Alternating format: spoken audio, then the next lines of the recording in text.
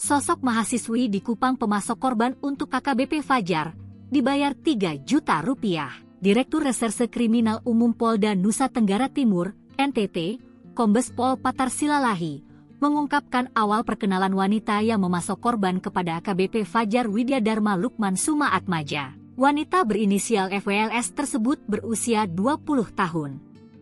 Dia merupakan mahasiswi salah satu perguruan tinggi di Kota Kupang.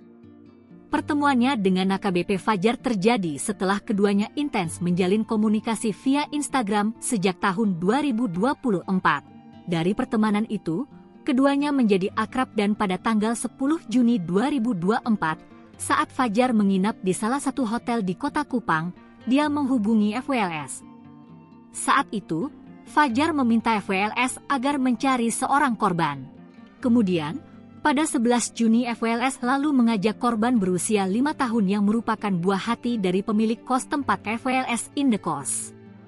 FWLS yang sudah kenal akrab dengan kedua orang tua korban, meminta izin membawa korban untuk jalan-jalan sambil bermain. FWLS lalu membawa korban bertemu Fajar di Hotel Kristal Kupang. Setelah itu, Fajar mencabuli korban di kamar hotel. Sedangkan FWLS menunggu di area kolam renang hotel. Fajar lalu menyerahkan uang sebesar 3 juta rupiah kepada FWLS. Kemudian, FWLS mengantar korban kembali ke rumahnya dan memberi uang 100.000 rupiah kepada korban.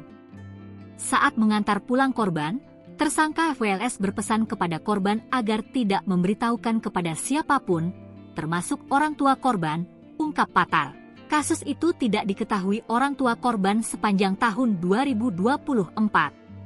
Hingga akhirnya terbongkar pada Maret 2025 oleh pihak berwenang Australia. AKBP Fajar diamankan aparat profesi dan pengamanan, Propam, Markas Besar Kepolisian Republik Indonesia, Mabes Polri. Dia diamankan karena dugaan terlibat kasus pencabulan anak di bawah umur dan narkoba.